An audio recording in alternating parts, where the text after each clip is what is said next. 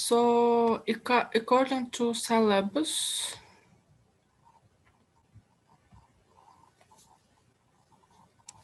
I think there should be endocrine system, but let's check it. Yes, we have an yes, and surely I remember that we already started endocrine system. Yes, but some are saying that we didn't finish previous one, but we finished that. I remember now. Okay. And we talked about pituitary adenomas also. And about neurohypothesis, I think, about neurohypothesis, we didn't talk yet. But we talked about tumors. Okay, anyway, let's start from here. So neurohypothesis, as you know, it is like a part of hypothesis, yes? So here, when we are talking about hypothesis and hypothalamus, and this is turned to neurohypothesis. It is like earlier we just finished about anterior, yes? And this is about like posterior part of pituitary gland. Posterior pituitary gland or just neurohypophysis. You can call it whatever you want. It originates from an evagination of the hypothalamus and is divided into the infundibulum, which is continuous with the hypothalamus and the pars nervosa or main body of the neurohypophysis. Okay, so it has hypothalamo-hypophyseal tract, where it contains the unmyelinated, no myelins, yes, unmyelinated axons of neurosecretory cells whose cell bodies are located in the supraoptic and paraventricular nuclei of the hypothalamus. And it also, this tract also transports oxytocin and ADH. ADH means antidiuretic hormone.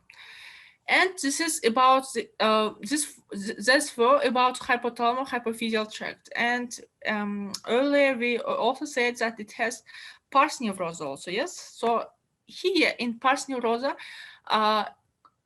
it contains the distal, like terminal distal ends of the hypothalamo-hypophyseal axons, and is the site where the nucleosecretory granules in the axons are stored in accumulation known as herring bodies. So if there will be a question about the location of herring bodies, you know. And it also releases oxytocin and ADH into fenestrated capillaries in response to nerve stimulation. Okay, we got it. And about fenestrated capillaries, as you know, these are capillaries which have like fenestras, like pores, yes? And we call them fenestrated. Okay, guys, very some stupid questions. So I think I should turn off the chat because why? Because some are asking about what topic is it.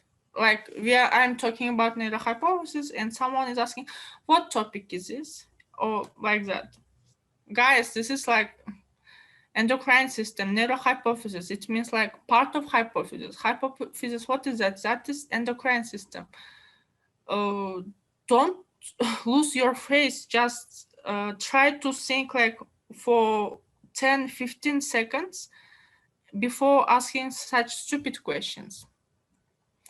And next is pituitary. So before about neurohypophysis, we talked about hypothalamo-hypophyseal tract, yes, pars nervosa, and now we're gonna talk about pituitary. So what do they? They occupied approximately 25% of the volume of the pars nervosa. Okay, this kind of like much. They are pituitary, they are glial-like cells that support axons in region. They possess numerous cytoplasmic processes and contain lipid droplets, intermediate filaments, and pigments. Good. So this was shortly about hypothalamo-hypophyseal tract, pars neurosa, and pituocytes.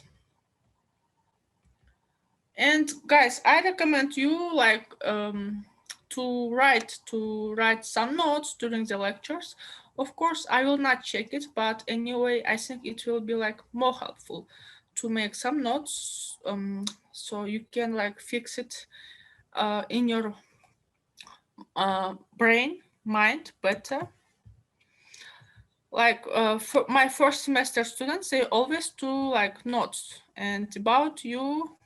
I know that some do this, but not all. Like not all, like not many of you. Okay, next clinical moment. This is about Sheehan syndrome. Sheehan syndrome is the necrosis of the anterior pituitary gland due to a sudden reduction in blood pressure of the newborn as a result of postpartum hemorrhage. Okay, so what is it? Shortly, this is necrosis. Necrosis means like the death of cells. And here in Sheehan syndrome, we have a necrosis of the anterior part of pituitary gland. So this happens mostly after they born. The bulk of the anterior pituitary becomes necrotic, like cells are dead, tissue are dead there, and only the peripheral parenchymal cells remain healthy and viable. The functionality of the adenohypophysis depends on the severity of the necrotic event. Like it's always like this, not only for Sheehan syndrome, not only for hypophysis, but for the whole body. Because as you know, we have necrosis everywhere.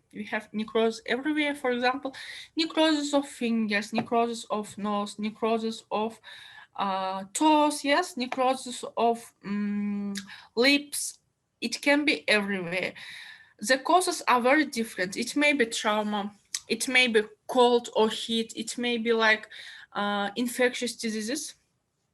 And what we say, if it's small, it's okay, but if it's large, then it's not okay. In Sheehan syndrome, it's also same. Like for clinics, when it's like mild, you can do something with this. We treat, yes, but when it is like very large, at the end we have septic shock. So things are not good when the necrosis is large. The wider the parenchymal destruction, the less function remains. So interestingly, the neurohypophysis is usually unaffected because it has a different blood supply. So we said earlier that for Sheehan syndrome, this is necrosis of anterior pituitary gland. And we know that neurohypophysis is the posterior part, yes? And from the last lecture, we saw a picture where we could see that their blood supply is different. So mostly like, not always, but mostly they are like, they are not mixed. Like if it's necrosis, they can be mixed through the blood vessels, yes, and that's why it may become large. But here, now we know that the blood supply is different, and usually because of that, the posterior part is not affected, but it's like it's said usually, it's not like always. So of course there are some cases when it's maybe there is necrosis plus we have infection, and in this case that different blood supply will not save that because we have the already infection. But this is like not generally seen.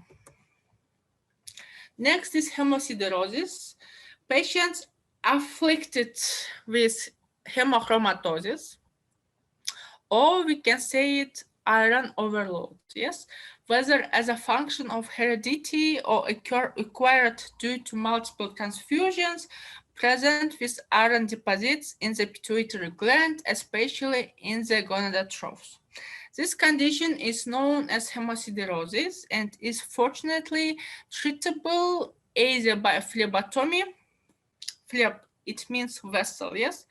It means vein, tomy, or by chelating the iron with one of the available chelating agents in the pharmaceutical armamentarium. Okay, so about hemosiderosis, if we compare this to Sheehan syndrome, then we can say that usually, like normally, hemosiderosis is generally seen. But it's not as complicated as previous one, as Sheehan syndrome. Okay, so let's look here. I think last time we looked at this, yes, hormones of the hypothalamus. Here we have oxytocin, ADH, yes, dopamine, and so on. I remember that we talked about this. Okay, and here we're going to start from thyroid gland, yes. Now we finished hypothalamus, hypophysis, and starting thyroid gland. It is composed of two lobes connected by an isthmus and surrounded by a dense irregular collagenous connective tissue capsule in which posteriorly the parathyroid glands are embedded. So shortly, we have thyroid gland that is two lobe and it is connected by isthmus between them, and it is located at the anterior part of our neck, yes? And at the posterior part of this thyroid gland, we have parathyroid gland, and about them we will talk later. And thyroid follicles are spherical structures filled with colloid, a viscous gel consisting mostly of iodinated thyroglobulin. Okay, and surrounding the colloid within each follicle is a single layer of epithelial cells called follicular cells. So we have something like follicles, yes, and that are filled with colloid, yes, and around them we have follicular cells and parafolliculars also. And here what is interesting and what is important is to know the difference between follicular and parafollicular cells. Both of these parenchymal cell types rest upon the basal lamina surrounding the follicle, which separates them from the abundant network of fenestrated capillaries in the connective tissue. And what is the function of thyroid gland? Yes, thyroid follicles synthesize, store, and release thyroid hormones, T3 and T4, yes? Tetratriiodtyronin. Synthesize, store, and release. Synthesize and store and release.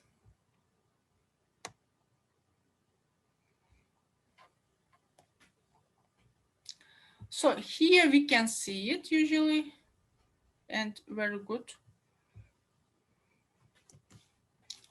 So this is thyroid gland, yes, as we see that it locates at the anterior part of neck, lies below this one, this cartilage. I do not remember its name in English, but in Russian it's перстневидный хрящ. And it is like two lobes and connected by an isthmus. And here we have like follicles. And what we can see here, as we said, we have follicular and parafollicular cells, yes? Follicular and parafollicular cells. And here we have parathyroid gland, but we will not look at parathyroid gland now. We want to look mostly at follicular and parafollicular cells. So pay attention to them. And here we have like another glands, but we will come back to them again. So follicular cells, what are they? They are normally cuboidal. Yes. but they become columnar when stimulated and squamous when inactive. They possess a distended rough endoplasmic reticulum with many ribosome-free regions, a supranuclear Golgi complex, many lysosomes, and rod-shaped mitochondria. Follicular cells also contain many small apical vesicles which are involved in the transport and release of thyroglobulin and enzymes into the colloid. Okay, they possess short but blunt microvilli that extend into the colloid. Yes, we can see it. Yes, we can see it.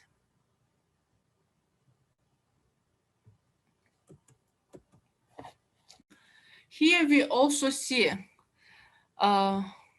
follicle, yes, follicles. And of course, this is like C for colloid, C for colloid. And we see here a lot of follicular cells, yes, a lot of follicular cells. And around them, we have like less in number parafollicular cells. Parafollicular cells, yes. And this was like very good stained micrograph. And here we see like electron micrograph.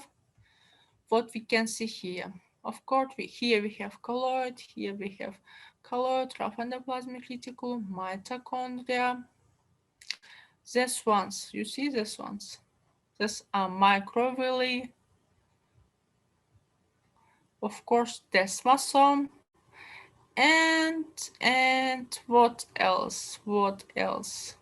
Ah, yes, here we see G, that this structure is for Golgi apparatus. And N is for nucleus, of course. That's why, like, here it's a very easy micrograph, but usually it's very hard to differentiate when micrograph is not stained. And now we're going to talk about parafollicular cells. They are also called clear or C cells. C because of that clear. Because they stain less intensely than thyroid follicular cells. That's why they are clear, very easy. Parafollicular cells are present singly or in small clusters of cells between the follicular cells and basal lamina. These cells belong to the population of DNES cells, previously known as amine A, precursor P, uptake Q, and decarboxylation D, like apute cells, yes, or enteroendocrine cells. They possess elongated mitochondria, substantial amounts of rough endoplasmic reticulum, a well-developed Golgi complex, and many membrane-bound dense secretory granules. They synthesize and release calcitonin, a polypeptide hormone, in response to high blood calcium level. So if I ask about the difference between follicular and parafollicular, I think the main is that here we have calcitonin. Yes, calcitonin is like important. And here what we see, of course, like about T3 and T4, we know that their synthesis happens in thyroid gland, yes, T3 and T4. And I do not know if you know about their role in medicine, but actually they have like clinical meaning.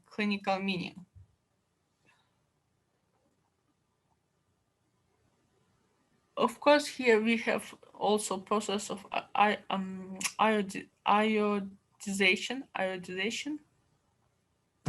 but we will come back to this one.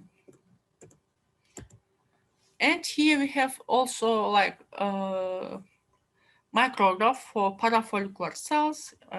As usually we said that they do not stain well, so mostly parafollicular cells micrographs are like this, not colored. So Anyway, we can see this here nucleus. Yes, nucleus. It's very easy to find nucleus every time and everywhere. And here we have follicles, follicles. Of course, the small for granules, not Golgi, because Golgi is kind of different, as you know, yes. And here we see basal lamina, basal lamina. Okay, small clinic moment. And Graves' disease. I think you know what is this. This is characterized by a diffuse enlargement of the thyroid gland. Yes, so patients, we can say that their neck is large, and protrusion of the eyeballs, like this, like eyes going to fall. Eyes are like eyes are going like outside. They are watery. They are round. They're round and they're going to fall. That is exophthalmic goiter.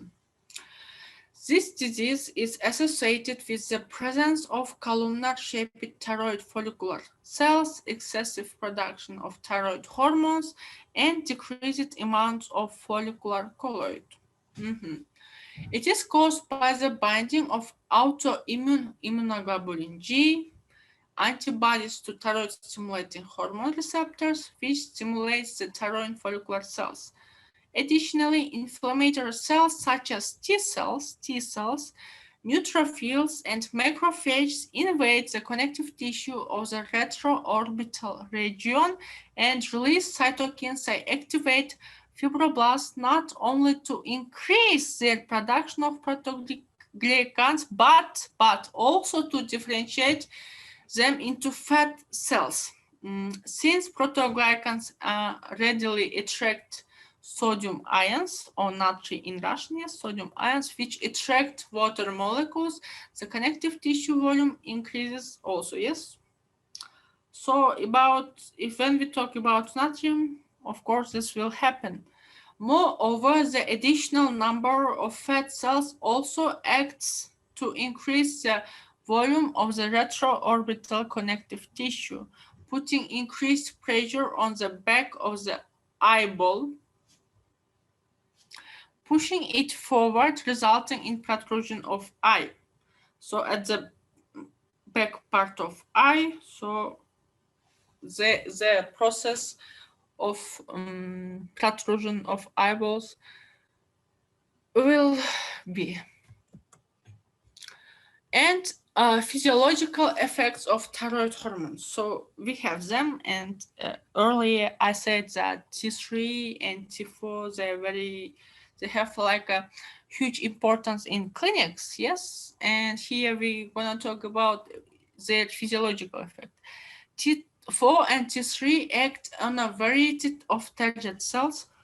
These hormones increase the basal metabolic rate of and thus promote heat production. Okay, first is heat production. They have broad effects on gene expression and then the induction of protein synthesis. T4 has a much longer half-life, like 6 days and 1 day there, but is much less active than T3. Both hormones have to enter the nucleus to perform their function. Yes. So we can say that to work to if we want T3 and if T4 and T3 are working, that means like all other like nucleus and other structures are also okay because they work together. Calcitonin functions primarily to decrease blood calcium levels by inhibiting bone resorption by osteoclasts.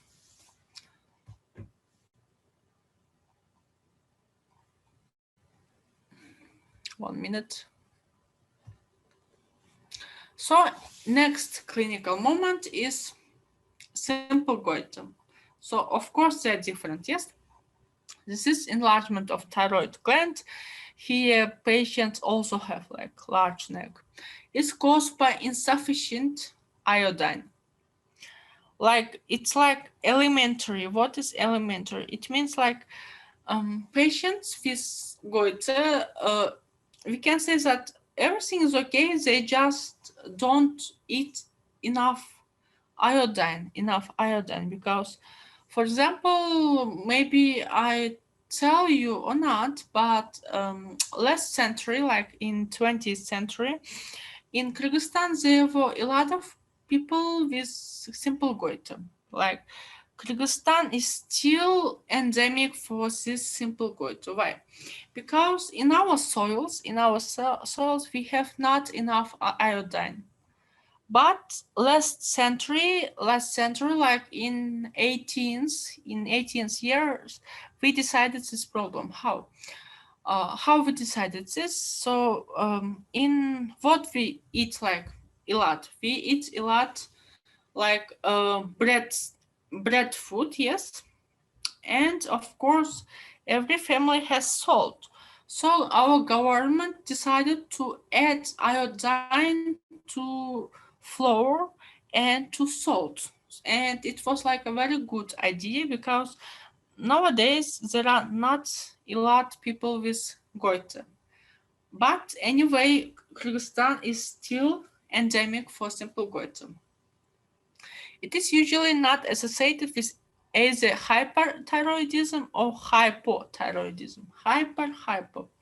Simple goiter is treated by administration of dietary iodine. So if you eat enough iodine, you are treated. Like if you have like a lot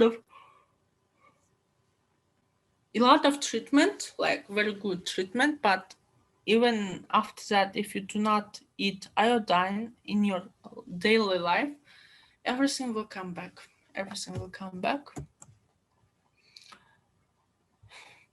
So it was about thyroid gland, and now we're going to talk about parathyroid glands. Oh, by the way, 1 minute.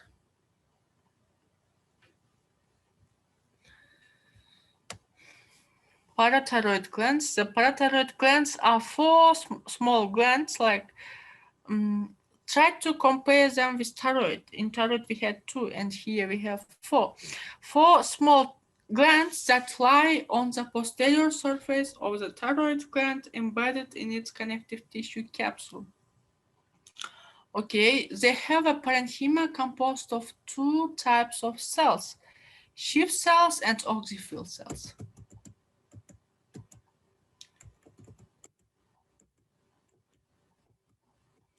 Or here, yes, parathyroid gland. And what we have here, first of all, capsule, and we have here oxyphil cells and Schiff cells. Oxyphil cells and Schiff cells. All remaining cells.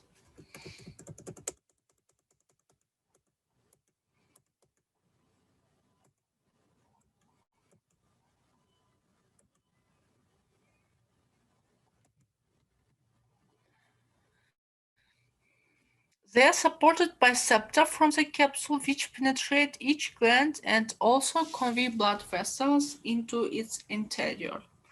They become infiltrated with fat cells in older persons, and the number of oxyphil cells also increases. Schiff cells are small basophilic cells arranged in clusters. Schiff cells form anastomosing cords surrounded by a rich fenestrated capillary network. These cells possess a central nucleus, a well-developed Golgi complex, abundant rough endoplasmic reticulum, small mitochondria, glycogen, and secretory granules of different size. They synthesize and secrete parathyroid hormone, or PTH, which raises blood calcium levels. High blood calcium level inhibits the production of PTH. The hormone acts on osteoclasts and also induces the decrease in calcium excretion by the thick ascending lip of Henle loop. Okay, this is like about the function of parathormone.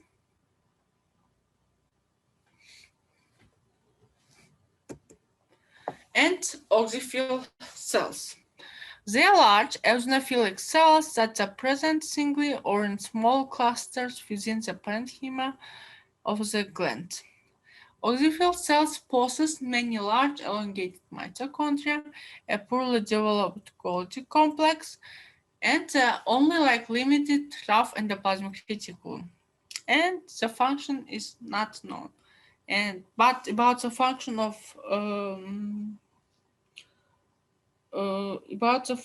thyroid glands we know, but the function of parathyroid is unknown. And here, what we see here, we see next like stained micrograph, yes, micrograph, and what we can see here. Of course, we can see here a lot of Schiff cells. A lot of Schiff cells. So these are oxyphil cells, oxyphil cell, oxyphil cell, oxyphil cell, and oxyphil. And others are for Schiff cells. Parathormone functions primarily to increase blood calcium levels by indirectly stimulating osteoclasts to resorb bone in concert with calcitonin, the hormone produced and released by the T cells of the thyroid gland. Parathormone provides a dual mechanism for regulating blood calcium levels. Any observed of parathormone may be caused by accidental surgery removal of the parathyroid gland. So yes, this is like something that happens really, yes, which leads to tetany characterized by hyperexcitability and spastic skeletal muscle contractions throughout the body. This is tetany. This is tetany. And next is a little clinic, yes, about hyperparathyroidism. Of course, we have like hypoparathyroidism, we have hyperparathyroidism, we have hypothyroidism and hyperthyroidism. Hypo means less, hyper means very, very much. Hyperparathyroidism is overactivity of the parathyroid glands, resulting in excess secretion of parathormone and consequent bone resorption. Hyperparathyroidism is associated with high blood calcium levels, which may lead to deposition of calcium salts in the kidneys and the walls of blood vessels. It may be caused by a benign tumor of the parathyroid glands. So yes, as you noted, I'm a little tired. I'm always like after duty, but yesterday was like a little hard. Yes, that's why I'm tired. And next is adrenal suprarenal glands. And before this, we finished thyroid and parathyroid, and now we are going to start adrenal glands. Yes, so these glands, maybe you noted when you look at books, yes, at the top of each kidney, we have something like yellow, something like whitish things. These are these ones, adrenal glands, okay? Adrenal glands lie embedded in fat at the superior pole of each kidney. They are derived from the two embryonic sources. So what are they? First is ectodermal neural crest, which gives rise to the adrenal medulla, and the mesoderm, which gives his rise to the adrenal cortex. The adrenal glands are invested by their own collagenous capsule. Okay, I do not know this moment also, like, and for adrenal cortex, what is more like important is that it has regions like zona glomerulosa, zona fasciculata, and zona reticularis. And for each zone, you know that they produce their own hormones, and the functions of all of them are different. So you should pay attention to this moment. First is zona glomerulosa. Zona glomerulosa, what do they do? They synthesize and secrete mineral corticoids, mostly aldosterone and some deoxycorticosterone. Hormone production is stimulated by angiotensin 2 and ACTH. So about angiotensin, I can also say that they have like very good clinic role. It's zona glomerulosa is composed of small cells arranged in arch-like cords and clusters. These cells have a few small lipid droplets and extensive network of smooth endoplasmic reticulum and mitochondria with shelf-like crystal. And next zona is zona fasciculata. Yes, it synthesizes and secretes glucocorticoids. So pay attention to each zona because usually you should know about them and you should also know how to differentiate them from each other. So they synthesize and secrete glucocorticoids, namely cortisol and corticosterol. Hormone production is stimulated by ACTH, yes? It is composed of columns of cells and sinusoidal capillaries oriented perpendicularly to the capsule. Okay, cells contain many lipid droplets and in tissue sections appear so vacuolated that they are called spongiocytes. So as you understand now, they are spongiocytes because of that vacuoles, because they're like vacuolated too much. These cells also possess spherical mitochondria with tubular and vesicular crista, smooth endoplasmic reticulum, rough endoplasmic reticulum, and lipofuscin pigment granules.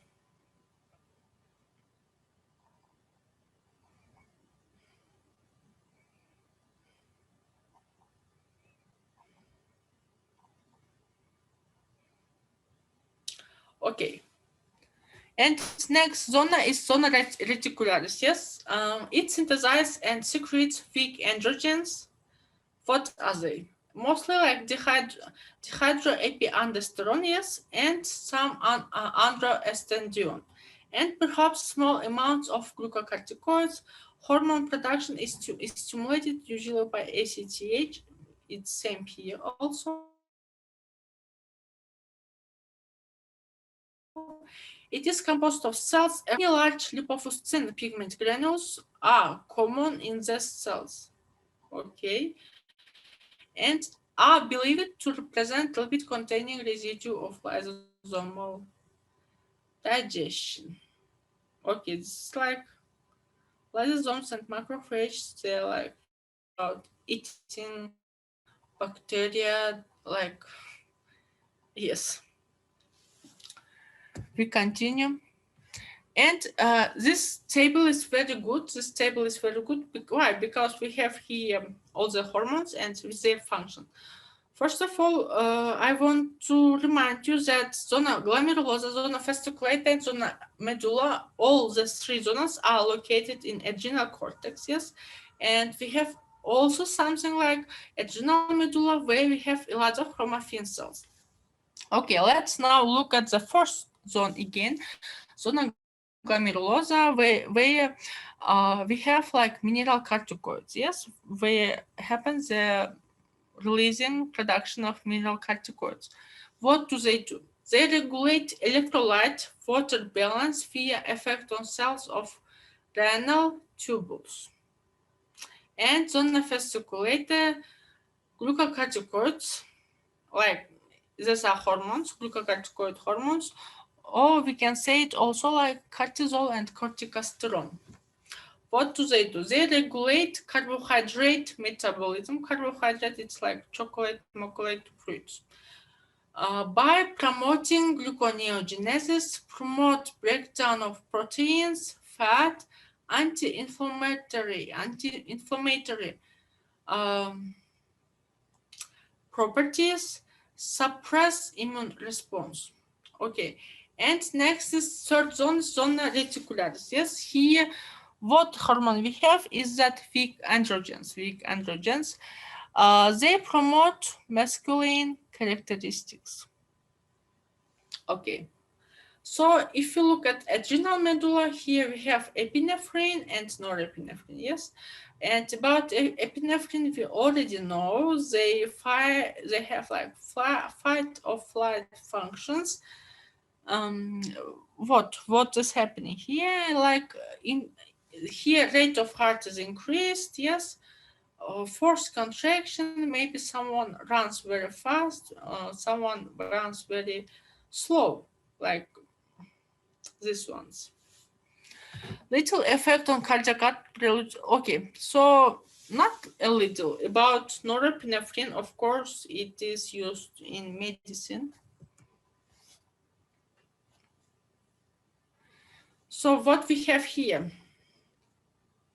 Zona fasciculata, zona granulosa, zona fasciculata, zona reticulosa. Yes, as you can see, we have here all the zones, and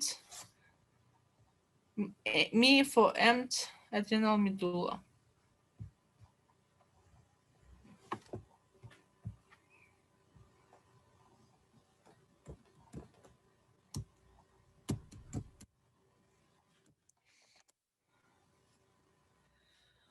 Okay, of course, so we know that master gland is pituitary gland, like everything is controlled from that, yes, from the hypophysis, hypothalamus. You can see. Same for others also, as you can see in other examples. And what we have here, zona fasciculata, this are capillaries. Okay, a little clinics. Here I want to talk about Addison disease. It is characterized by secretion of inadequate amounts of adrenocortical hormone due to destruction of the adrenal cortex. Okay, and the next one is Addison disease is most often caused by an autoimmune or COVID. Oh, I'm saying COVID. No, or can be a sequel of tuberculosis, not COVID, but tuberculosis. This disease is life-threatening and requires steroid treatment. Like, yes, this is very complex. And what means steroid? What means steroid? I think you do not know, but steroid treatment is like prednisolone, methylprednisolone, that group. I think you do not know this about this yet. The adrenal medulla is completely invested by the adrenal cortex. It contains two populations of parenchymal cells called chromaffin cells, as we saw it here.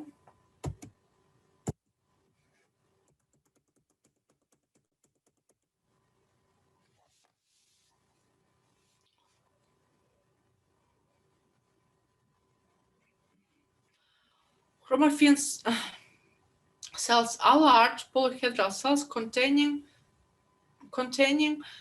secretory granules that stain intensely with chromium salts. Chromaffin cells are arranged in short, irregular cords surrounded by an extensive capillary network. They are innervated by preganglionic sympathetic fibers, making the cells analogous in function to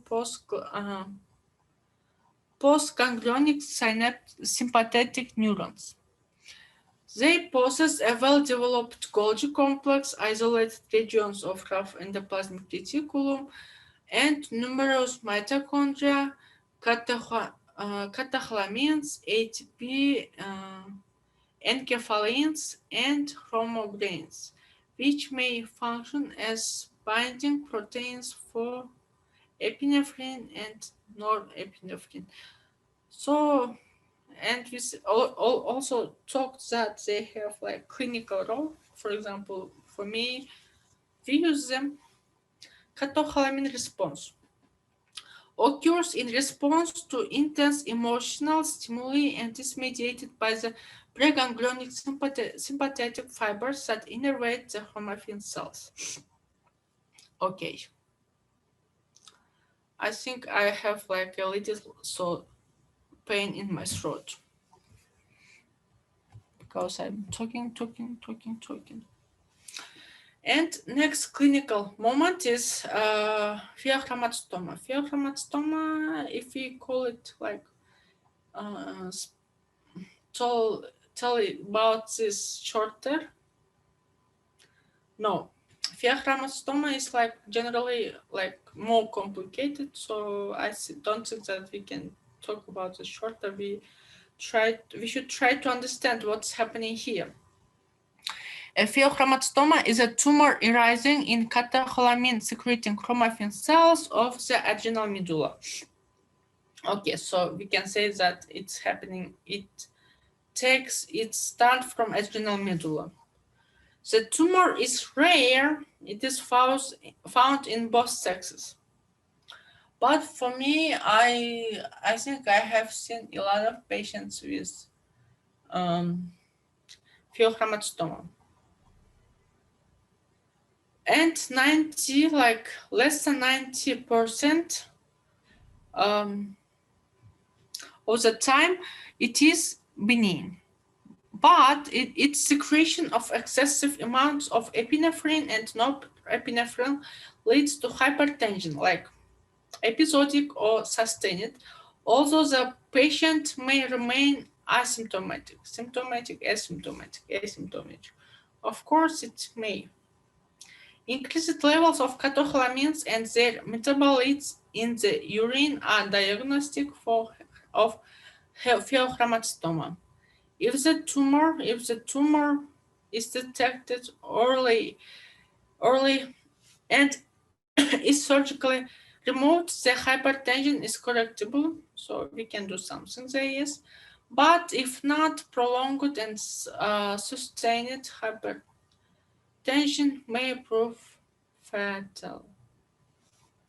So if we talk about pheochromatostoma, I want to tell you a little about like COVID-19, because as we can see that a lot of disease can be turned. But for my very old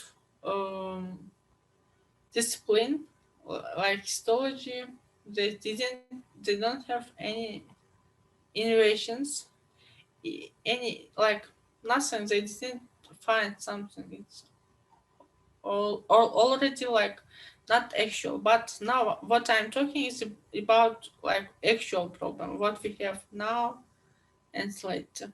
But I think you should try this because we need very good management in hospitals and in ministry also. Okay. And the last glands are pineal glands. So we finish hypophysis, thyroid gland, parathyroid gland, and what else? What was the last one? ACTH. Okay. The pineal gland projects from the roof of the diencephalon. Its secretion varies with the light and dark cycles of the day, thereby regulating the individual's circadian rhythm. What is that circadian rhythm? We know that we have every one of them. We have like rhythm, yes. This gland has a capsule formed of pia matter from which septa, which contains blood vessels and unmyelinated nerve fibers, extend to subdivide it into incomplete lobules, like this. It is composed of pinealocytes, yes, which constitute approximately 95% of the cells, and neuroglial cells, which constitute like about 5%. So 95 and 5 here.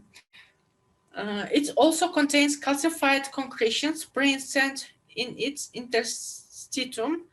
The function of this concretion is unknown, but they increase during short light cycles and decrease during period of darkness. Okay. And pinealocytes are pale staining cells with numerous long processes that end in dilations near capillaries. Pinealocytes contain many secretory granules, microtubule, microfilament, and unusual structure. Okay. Pinealocytes may also produce arginine vasotatsin, a peptide that appears to be an antagonist of LH, luteinizing hormone, and FSH. Yes, follicle stimulating hormone also secretes small quantities of secretion, histamine, and dopamine. Neuroglial interstitial cells resemble astrocytes with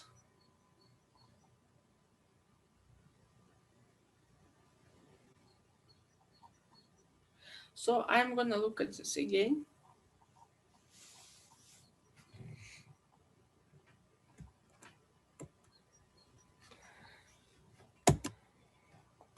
Okay, a little clinics.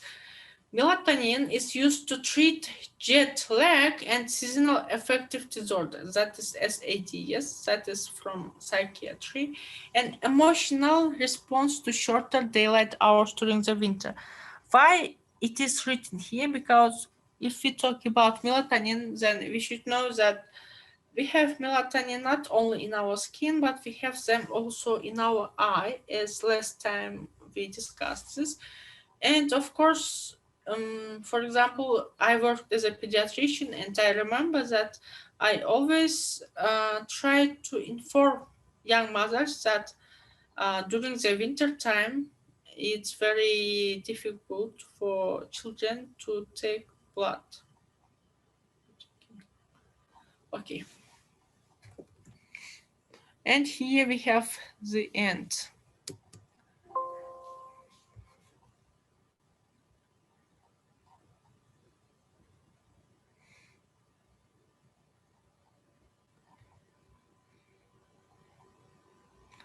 I think I already sent you an endocrine system lecture.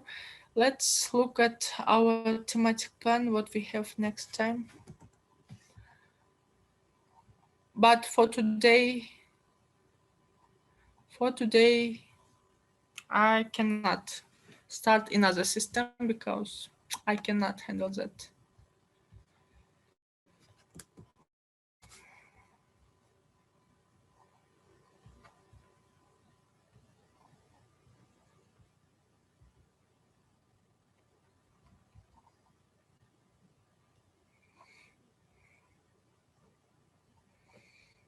Okay, yes. Please remind me when we started lectures, when we started our first lecture.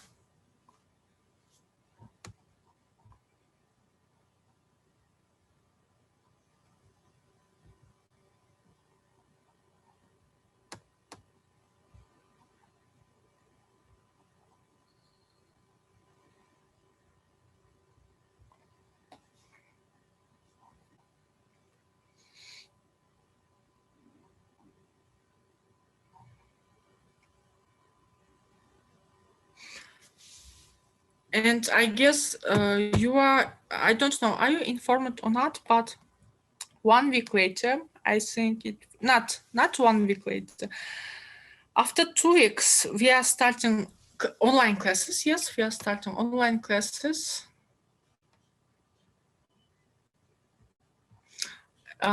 Starting April 26. Starting April 26. So we have this week, we have next week, and we have 1 week more. After that, we will, starting from 26, we will have classes. We will have classes, and there will be 8 classes for histology.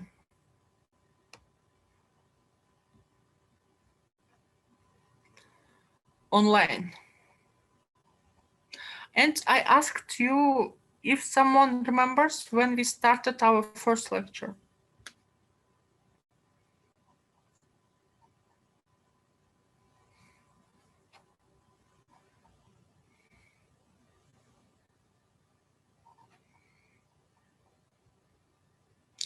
Yes, of course, your schedule will change because you will have histology classes, as I explained.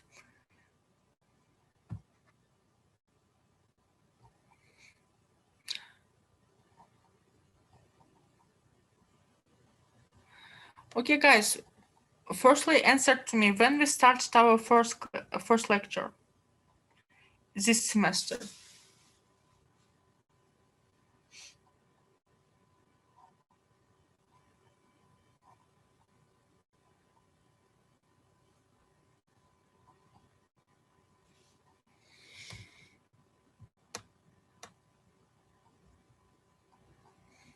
Okay, March 1st. Let me count now. 1, 2, 3, 4, 5, 6. Yes, it means like after 26th of April, we will start online classes. Like, for example, now we have only lectures, and last semester we had only Moodle, but this time we will have like class in Zoom. In Zoom. Thank you, Najam Vagan. So at that time, I'm not giving you assignments because I want to give assignments during classes, during Zoom time, and you can explain or answer like face to face.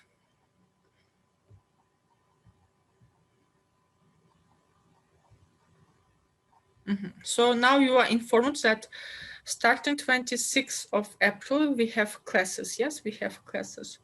And I recommend you till 26th of April to write notes, like to read lectures, because during our classes, I will not explain. I will just ask, give questions, and like give you marks.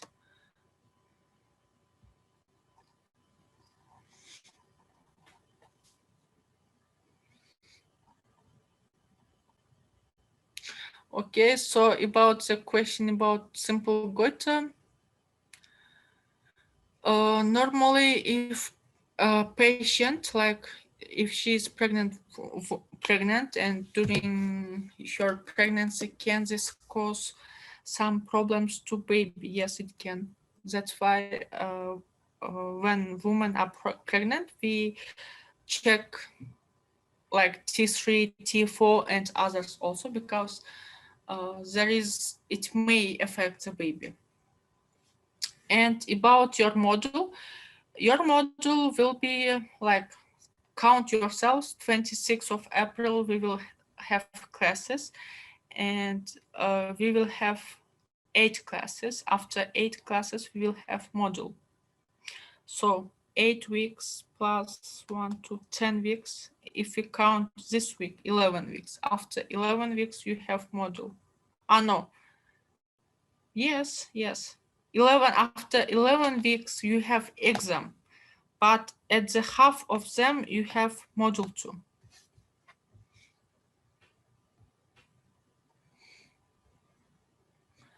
I do not know.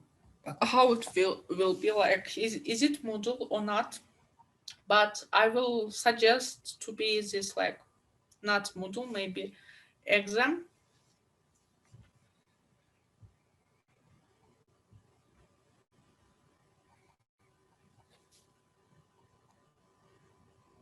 Okay, good. Yes, how it should be. For example, like I read lectures, like do not write all of them, like there are like some overview, some additional information, but just write what you need. This is good. This is good.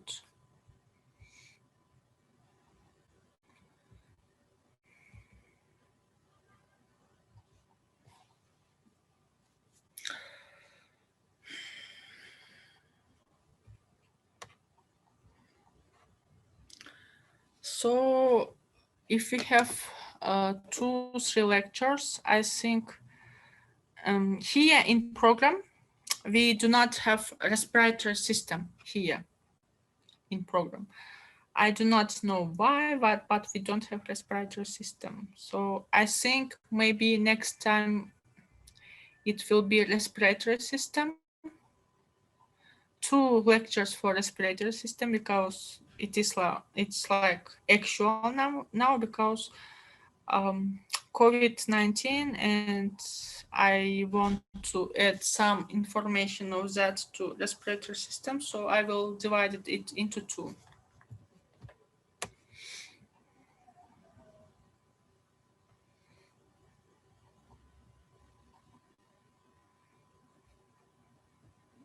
Okay, good. That is good, but we will see.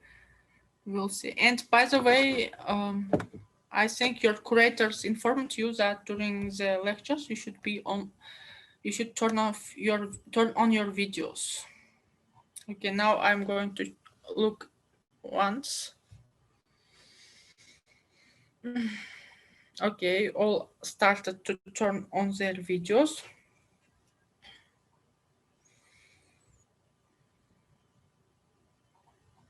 Okay, some are laying.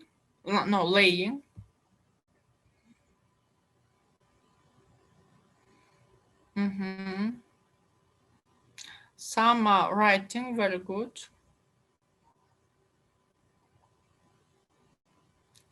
Good.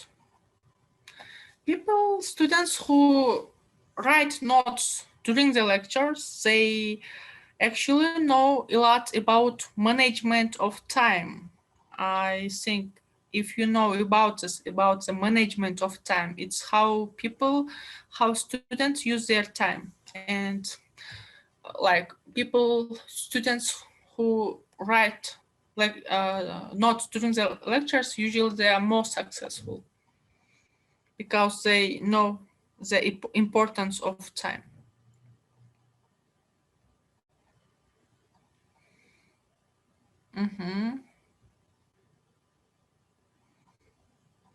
Good.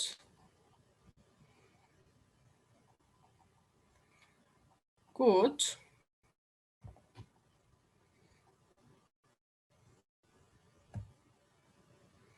Good. And starting from this page, I see most are off.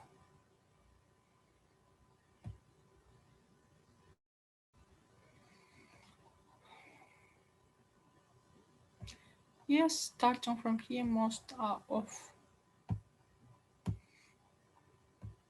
I think I said this phrase to your semester or not to your semester, that most of you seem to be you are not like medical students, but unfortunately you are like tourists here.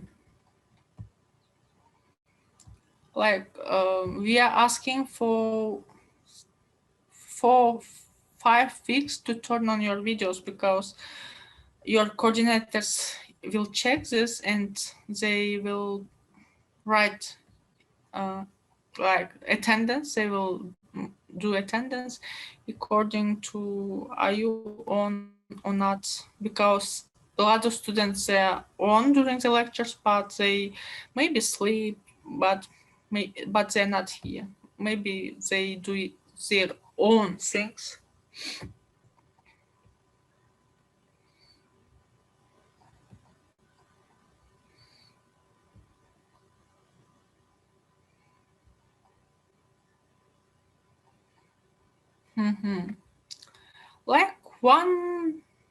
Like 30% are on, they turned on their videos, but mostly you didn't turn on your videos. Okay. Anyway.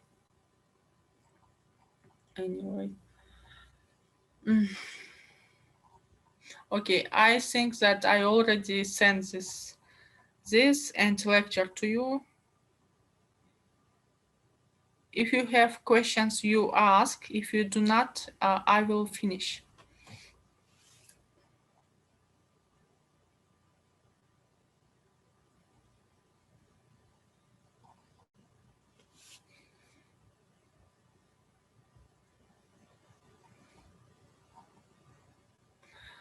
Rabia Sajid, about that.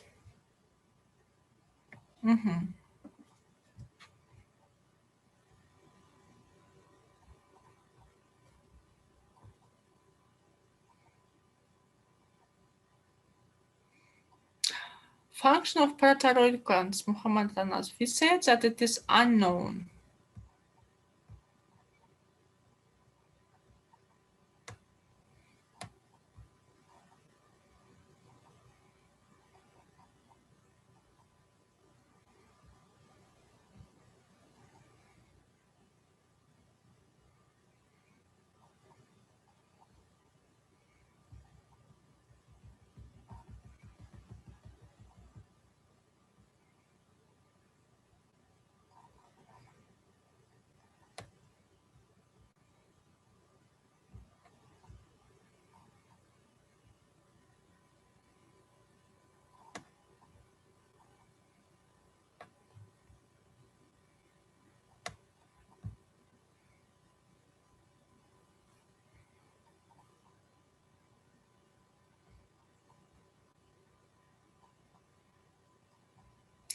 About fenestrated capillaries. We learned in cardiovascular system that there are 3 types of capillaries and one type is fenestrated. Fenestrated, they have fenestras, like large fenestras. It means like large pores.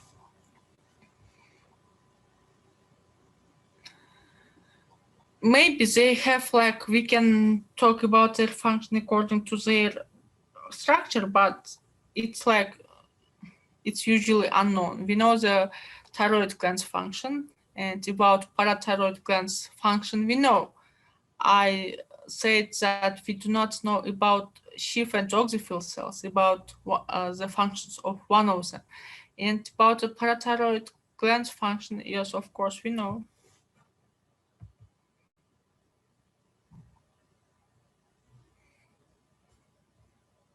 Parathyroid hormone, we were talking about it.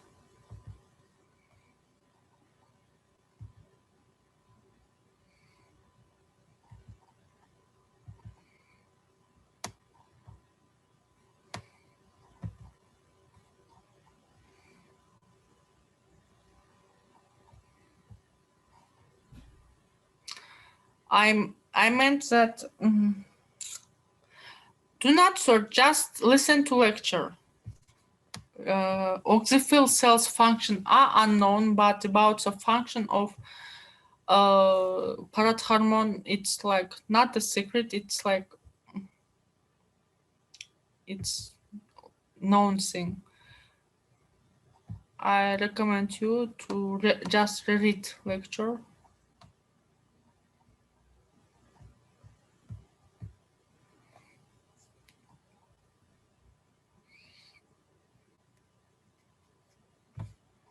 Here we talked about this parathormone.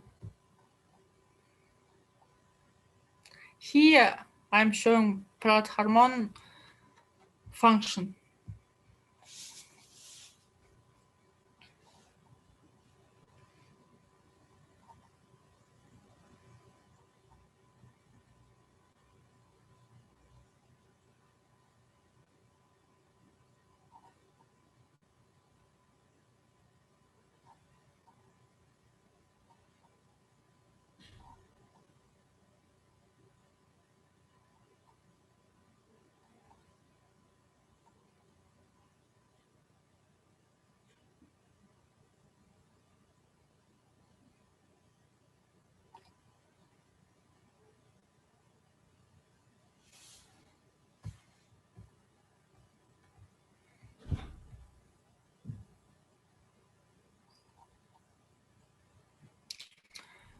About anastomosing, we can say that they are like breech leg for vessels.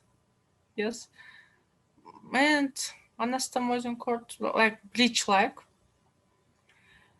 And for example, here, because it's histology, I do not have their pictures to show you.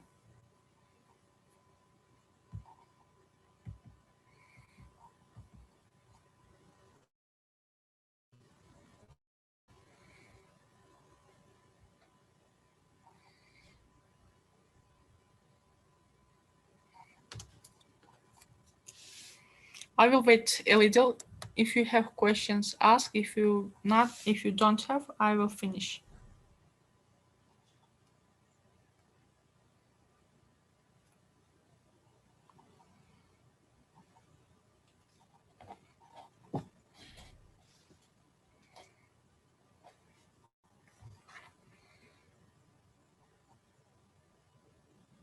Thank you also.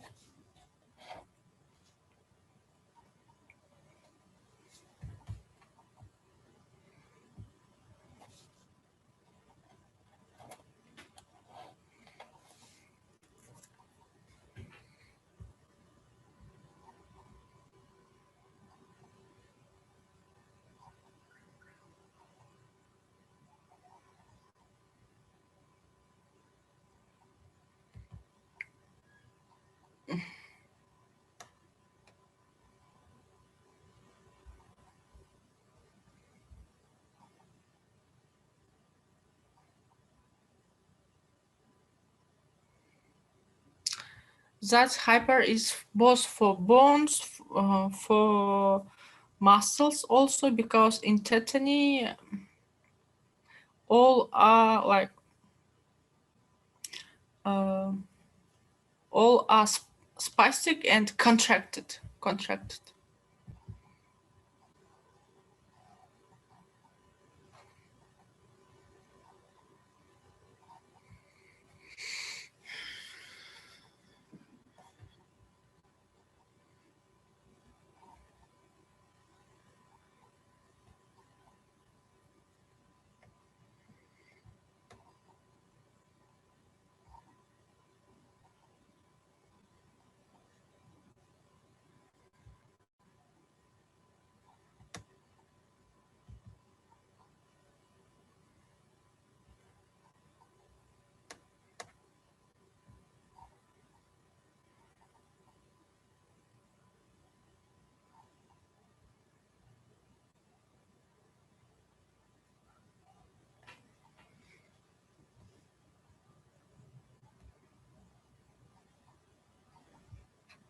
Okay, I think there is no more questions. I wait 1 minute and finish that.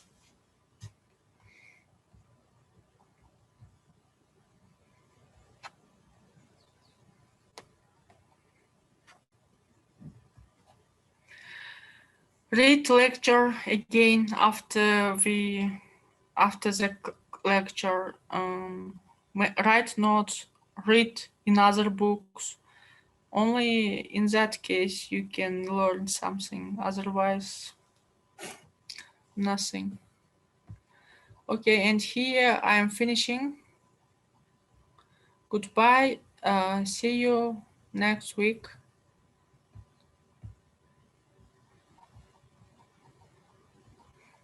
Try hard. Try. Okay. Goodbye.